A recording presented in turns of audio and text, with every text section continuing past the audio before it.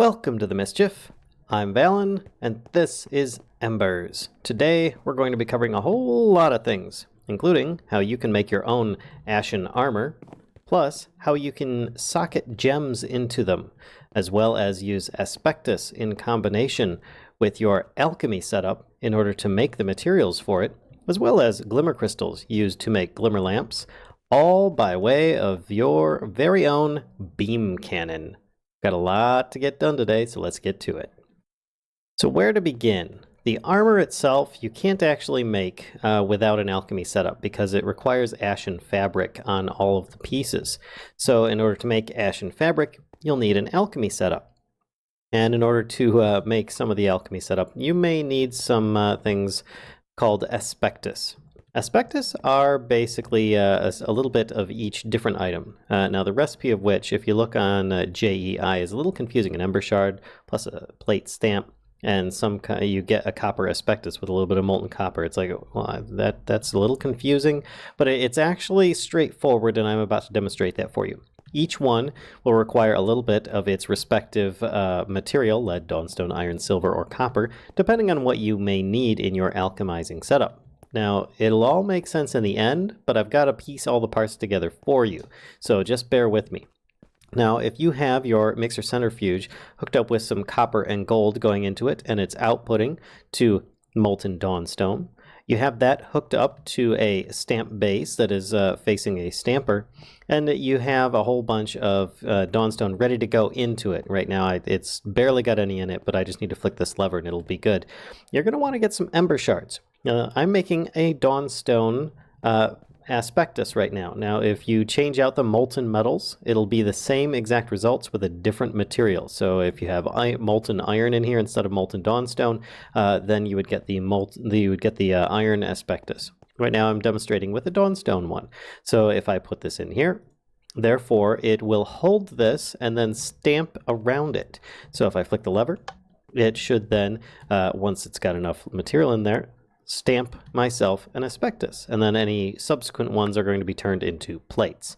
So something that you're going to want to keep in mind, but that is basically how you create an aspectus. Of course, I should probably shut that off, or else I'm going to be sucking up those dawnstone plates for the entire video. Probably will for half the video as it is. But with these, you can then start the creation of your alchemy pedestals. Now, alchemy pedestals in their creation don't require aspectus, but in order for them to function, they do.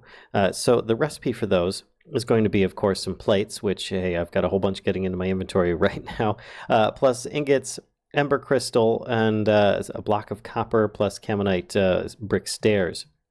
And you'll need at least a few of these. I would recommend maybe like 3. Should probably get all the needs that you would need. But if you want to pretty it up a bit, like I have one of every type here: your copper, lead, iron, silver, and I actually have 2 dawnstone ones. But that's because I'm going to be showing you something that requires 2 of them at the same time. And you can just set up your own little altar area. Plus, you're going to need an exchange tablet. Now, an exchange tablet is made very simply with copper, dawnstone, and some caminite stuff.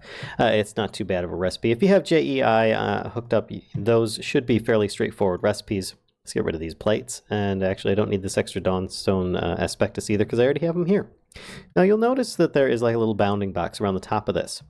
Now, if I take one of these aspectus, I right-click it, it will go into that location. It doesn't really matter which one, and it's good to go. At that point, this becomes an incense bin or a brazier of sorts that you will insert different ashen piles into. So if I type in ashen here and I bring myself a bunch of, ash piles. There we go. I now have a bunch of ash piles. I can insert them. If you look at the top, it's empty. And if I right-click with ash pile, it will take up to the entire stack that you're holding.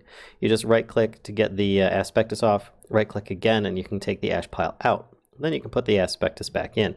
Now, it's specific quantities you're going to want in there in order to create what it is on the exchange tablet. Think of this as you're putting a bunch of materials on here. Plus, you're going to be using the ash piles as sort of like a fuel of sorts to exchange the items for another item that you want. And the beam cannon is going to be used to kind of kickstart that. Now, let me demonstrate the beam cannon in another way before we actually get into that process, though. This beam cannon here, if I choose a location, I can tell it a spot that it can shoot at.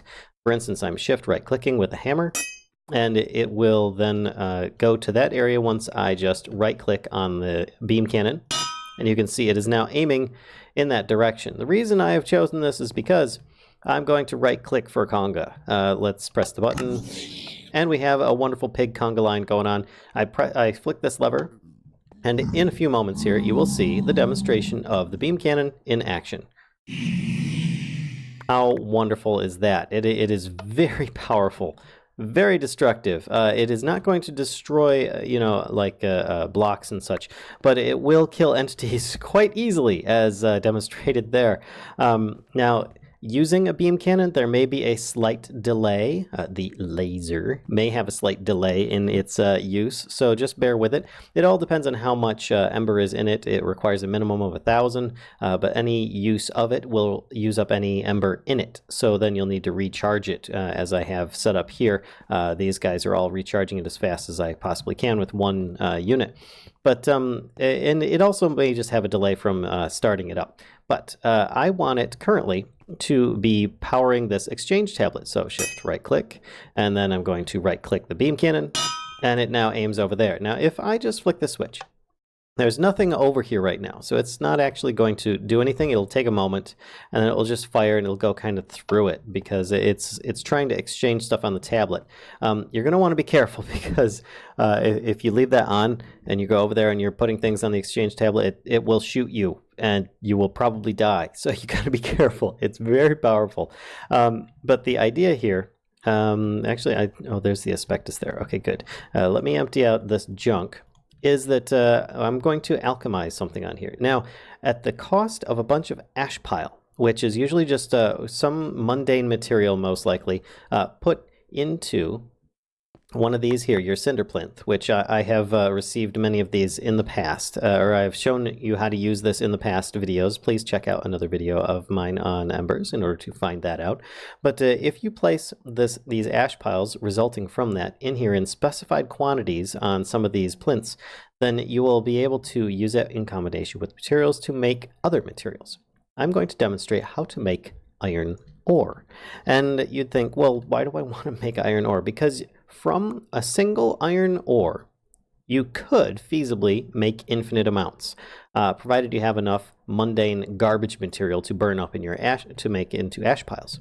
So the recipe for iron ore, if you click R in JEI, it's a very handy mod. I recommend you get it. Otherwise, it's going to make things very difficult. But it's a little confusing looking on here. A stone, iron ingot, and a bunch of ash piles is what this means in the iron aspectus. So therefore, it actually has a variance, 16 to 32. Each person or instance might have a different amount, so it's not going to be the same for everybody. What I find here is not necessarily going to be the same for you. But allow me to, actually, I need to bring iron back again. Let me grab one of these, and I'll get a piece of stone. And actually, I'm going to grab 2 pieces of stone, and I'm going to right-click here, and you'll see that there are now multiple pieces of stone on there. You don't want that. You actually just want 1 piece of stone. So make sure you separate these out from the quantities, because multiple quantities on here don't work. It just gives you garbage every time. So you're going to want it to be just single pieces. Now, if you click on the side, it will show up on the side. For instance, I can click here, I can click a whole stack of ash pile, and so on. So you can understand that if you click on the top face, it will go directly in the middle. So this is how you set things up. Therefore, the recipe for making iron ore is 1 iron ingot and 1 stone. So if I put there, and then I just need to figure out the recipe with the quantity of ash pile. Now the recipe here says 16 to 32. It's not going to tell you exactly. You've got to figure it out for yourself. So let's start at one end of the spectrum. I'm going to put 16 in here. And what was the aspectus it needed? Iron. Makes sense. All right, so I'll put 16 in there to start with, and then I can work up from there. Now all I need is it to kickstart. Now if you look here, it currently has the ash inside of there. So let me flick this lever and we can see this thing go to work. And it'll be relatively quick because it's a very small item. But you'll also notice that all of the aspectus will be activated when this launches. But you'll notice only one of them is pulsing, and that's the iron one, because it is currently taking the ashes from that area. So that is how that works. From that, it will pop off a piece of alchemical waste. You can see 89% accuracy. So therefore, I need to get a little bit closer to what it is. I'm going to toss in 2 more ash piles and see if that's actually going to be the correct amount. So that is the variance there. 16 to 32, it said. Well, I'm just adding in like a couple more and seeing if it's closer. It might be less, it might be more, but I find starting at one end of the spectrum and working to the other is probably the easiest way to go, because you'd never know if you start in the middle. It says 89% if you need to go less or more. Now, in this case, I'm going to put that stone over here, and I'm going to need to get rid of this. I could always burn this alchemical waste and turn it into more ash pile, but for now, I'm going to grab another piece of iron. Now, there is a little bit of experimentation on this, so you might have a little bit of wasted materials, but in the end, you should be able to figure it out. Oh, there we go. There was no delay on that one that time. And it should, if I'm correct, give me oh, there we go. I just got a piece of iron ore. So with that, you can then use your other setups to duplicate iron ore into multiple ingots, and then you can take more of this to make more and more and more. Now, the good thing with this is that with the exchange tablet, you can make a lot of things, at least 8 different recipes at this time. Copper ore, you can duplicate silver ore, lead, gold, your standard ores really, plus a few from this mod. And then you can also make ashen fabric in a similar manner, as well as an inflictor gem and glimmer crystal. Now the glimmer inflictor gem is what you're going to use to socket in your cape or your cloak from the armor set. And if you need ashen fabric, it is also going to be used for that. Currently, I'm going to show you how to make a glimmer crystal, which is a similar mechanic, but the reason I'm showing you this is because these all use less than a stack of each type. This one here uses more than a stack, so I'm going to demonstrate this so that you know how to actually make recipes that require more than a stack in this case. Now, there we go. So it said that I need 2 redstone, one on one side, one on another, a couple of gunpowder, 1 diamond on top, and of course I'm going to need lots of ash pile. And in this case, I already know my recipe because I've made this recipe a few times now, and it shouldn't be an issue. But because I have more than 64, so 33 plus 33 is going to be more than 64. In fact, here I'll stack them together. You see that there's 2 left over. You can split them up into, it doesn't have to be equal stacks, but I just found that if you do equal stacks, it'll be a little bit quicker because it'll take them at the same rate from these pedestals here. But I'm going to put 33 in one, 33 in another. You could make more alchemy pedestals and, divide them up even more so that you can speed things up. But currently, when I flick this lever, remember before I said that it draws all these lines to all the different aspectus on the pedestals?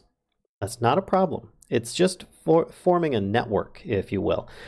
So therefore, it's accessing all of these pedestals, but it's only pulling from those that actually have the ashes in there.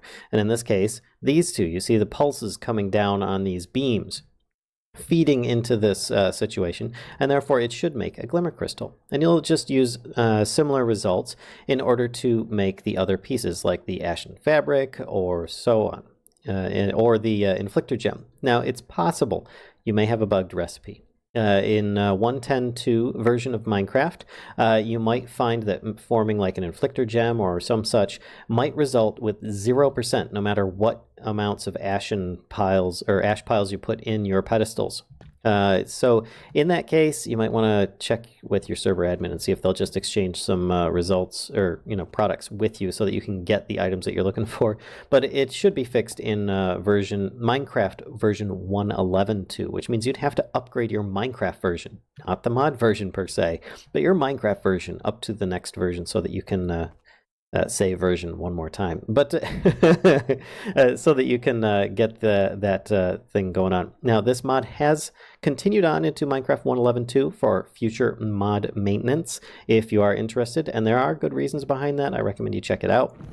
But don't feel that there's anything bad. It wasn't like being abandoned for 1.10.2. It just started in 1.10.2 and is moving on to the future for a bigger and brighter one. Now, with this Glimmer Crystal, another reason I wanted to show you this is so you can make a Glimmer Lamp. The use for this is basically just some iron plates, a couple iron ingots, and around that Glimmer Crystal gets you that Glimmer Lamp. Now, how is this useful? Well, this is practically an infinite light source. So if I just kind of aim here, I can shoot down little like laser beams, and they'll turn into these little torches that will just, kind of fade out, fade back in again. They should stay there forever, unless you punch one, in which case it just goes away like most, torches or light sources that are magical of some sort.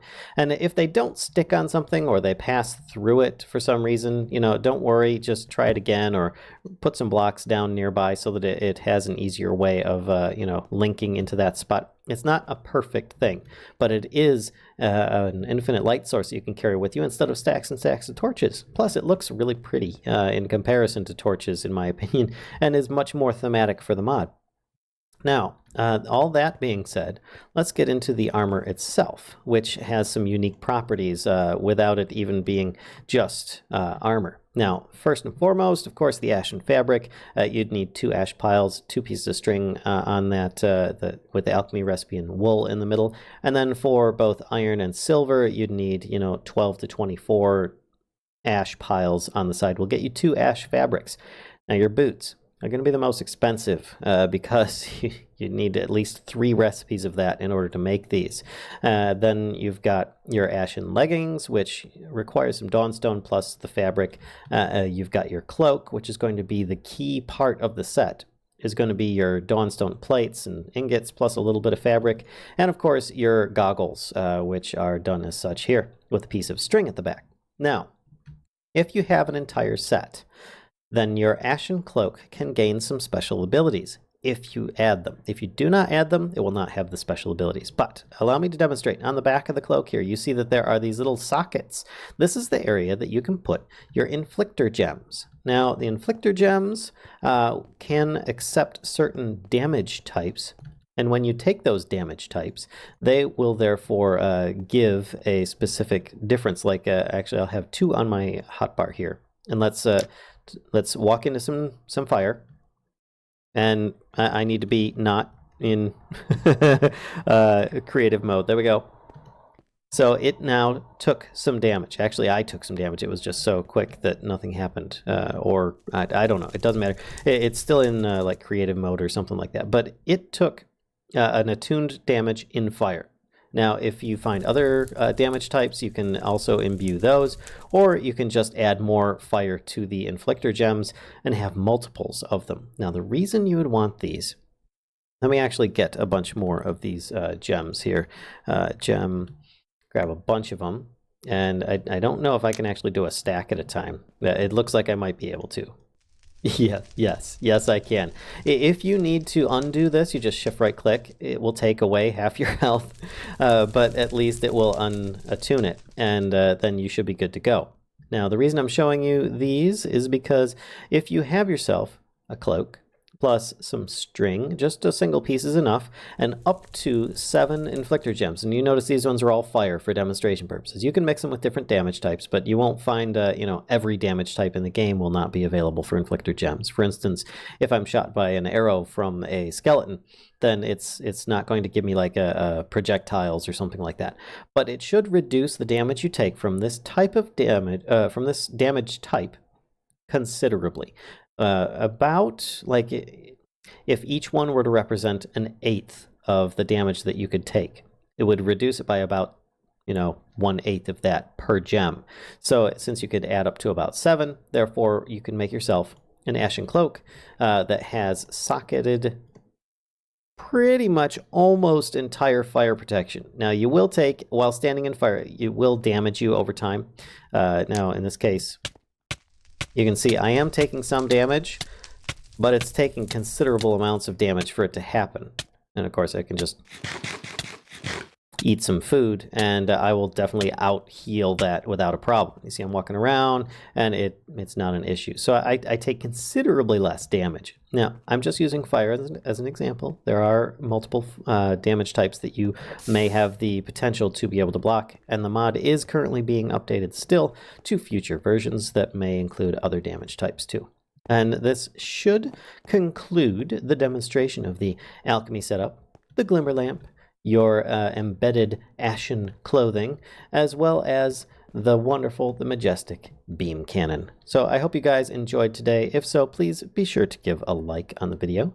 Don't forget to comment if you have any questions or concerns. And as always, don't forget to subscribe if you haven't already, and spread the mischief to others if you think that they'll enjoy this content too.